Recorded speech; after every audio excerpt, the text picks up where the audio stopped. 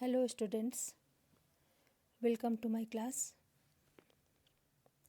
आज के क्लास में हम लोग चैप्टर नंबर 4 शुरू करने जा रहे हैं, जिसका टॉपिक है समाज शास्त्र का अन्य सामाजिक विज्ञानों के साथ संबंध, relationship of sociology with other social sciences.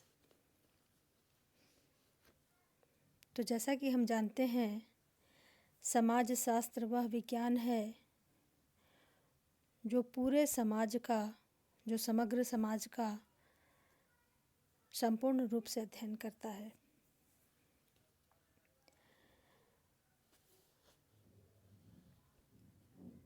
समाज शास्त्र ही एकमात्र ऐसा विज्ञान है जो समाज की समग्रता का अध्ययन करने की क्षमता रखता है। अन्य सामाजिक विज्ञान जैसे अर्थशास्त्र, इतिहास, मनोविज्ञान आदि समाज की छोटी छोटी घटनाओं का अध्ययन करते हैं और इसलिए वे समाज शास्त्र की छत्रछाया में रहकर ही कार्य कर सकते हैं। दूसरे शब्दों में, ये विज्ञान समाज शास्त्र से बराबर सहायता लेते रहते हैं।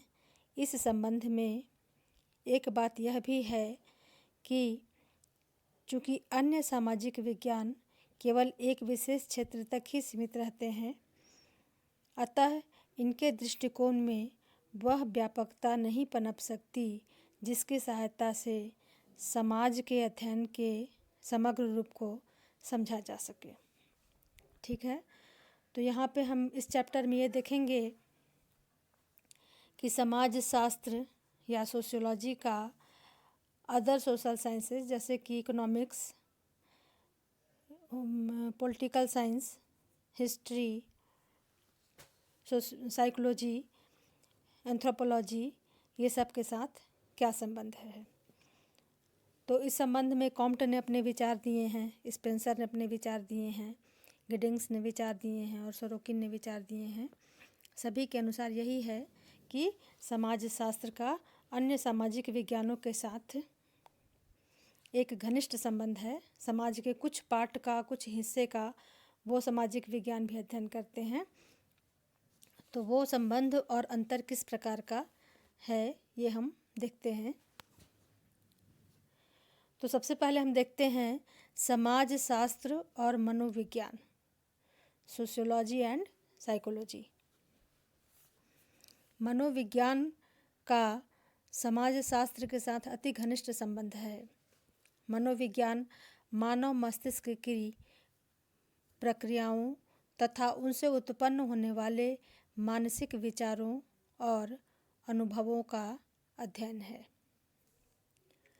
तो मनोविज्ञान जो है वो प्रमुख रूप से, मनोविज्ञान का प्रमुख संपर्क मानसिक प्रक्रियाओं से है।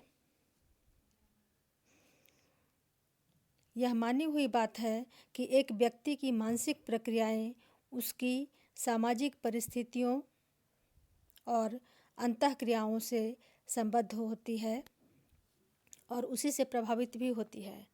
अतः स्पष्ट है कि समाज शास्त्र तथा मनोविज्ञान पारस्परिक रूप से संबंधित हैं, क्योंकि मानसिक प्रक्रियाएं मनोविज्ञान का अध्ययन विषय है और सामाजिक प्रक्रियाएं समाज शास्त्र का।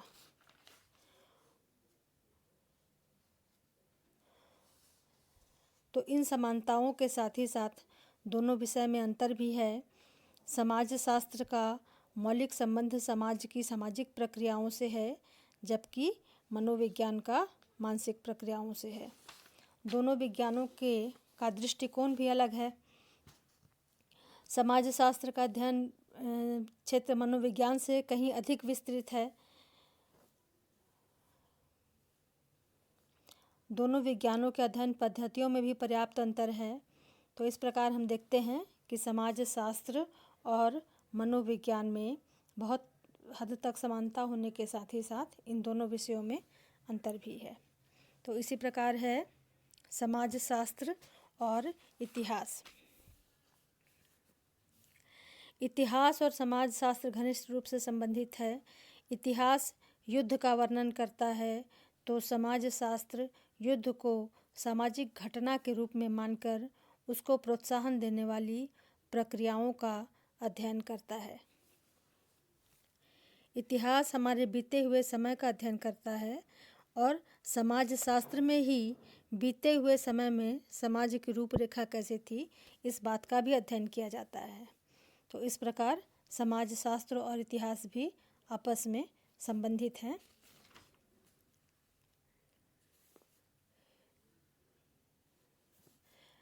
इनमें कुछ अंतर भी है। समाजशास्त्र वर्तमान समाज का अध्ययन करता है, इतिहास अतीत का अध्ययन करता है। समाजशास्त्र एक सामान्य विज्ञान है, लेकिन इतिहास जो है एक विशेष सामाजिक घटनाओं का अध्ययन करता है और इस अर्थ में ये एक विशेष विज्ञान है। तो इस प्रकार इतिहास और समाजशास्त्र में संबंध भी है और दोनों में अंतर भी है। अब देख लेते हैं अर्थशास्त्र और समाजशास्त्र में संबंध, इकोनॉमिक्स एंड सोशियोलॉजी। अपनी प्रारंभिक अवस्था में समाजशास्त्र के अर्थशास्त्र को एक भाग के रूप में पढ़ाया जाता था। इस प्रकार दोनों घनिष्ठ रूप से संबंधित हैं। अर्थशास्त्र मनुष्य की आर्थिक क्रियाओं का अध्ययन करता है और समाजशास्त्र उसी मनुष्य की सामाजिक क्रियाओं का समग्र रूप से अध्ययन करता है। तो कहने का अभिप्राय यह है कि आर्थिक क्रियाएं ही हमारे सामाजिक जीवन को पूर्ण रूप से प्रभावित करती हैं। अब हम देख लेते हैं समाजशास्त्र और राजनीति शास्त्र या सोशियोलॉजी एंड पॉलिटिकल साइंस।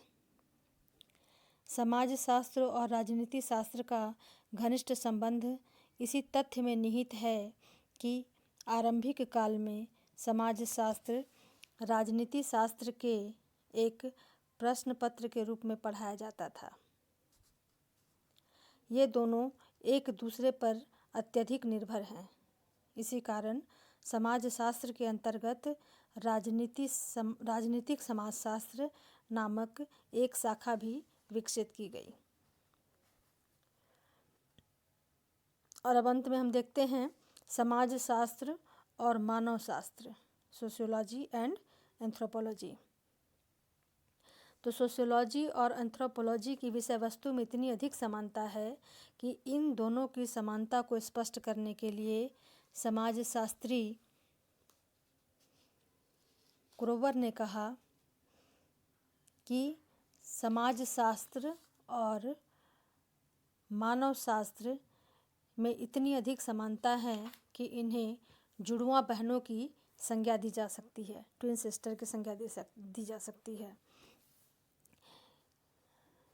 समाजशास्त्र और मानवशास्त्र दोनों के अध्ययन वस्तु समाज है। समाज शास्त्र सभ्य समाज और वर्तमान समाज का अध्ययन है और मानवशास्त्र जो है वो आदिम समाज का अध्ययन है।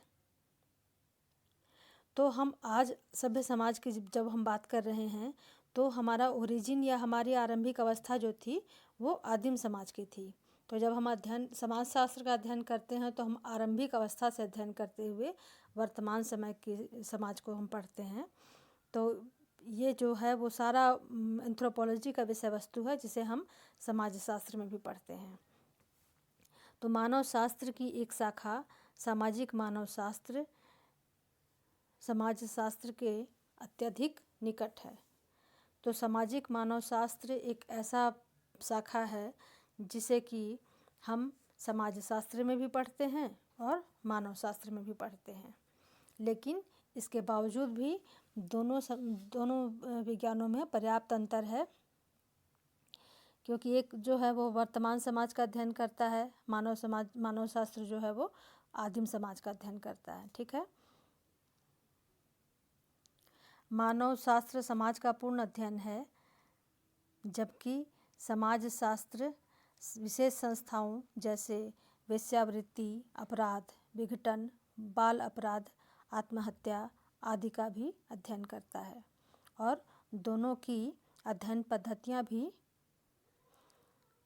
में भी थोड़ा अंतर है। समाजशास्त्र में सर्वेक्षण, सांख्यिकी पद्धति आदि की सहायता ली जाती है, जबकि मानव शास्त्र में मुख्यतः सहभागी निरीक्षण पद्धति या पार्टिसिपेंट ऑब्जर्वेशन मेथड पर अध्ययन आधारित होता है। ठीक है, तो उपयुक्त विवेचन से स्पष्ट है कि कुछ मौलिक अंतर होते हुए भी सभी सामाजिक विज्ञान, जिनमें समाजशास्त्र भी सम्मिलित हैं, किसी न किसी रूप से कुछ लेने और कुछ देने के बीच संबंधित है।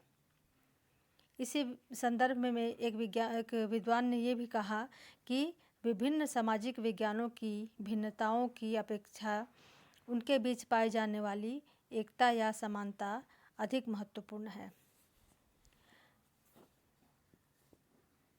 तो इस प्रकार डॉक्टर राधाकृष्णन ने भी कहा है कि समाजशास्त्र व विशेष सामाजिक विज्ञानों को, जिनमें अर्थशास्त्र, राजनीति शास्त्र, सामाजिक मानवशास्त्र और सामाजिक मनोविज्ञान प्रमुख हैं, एक ही परिवार का सदस्य मानना चाहिए।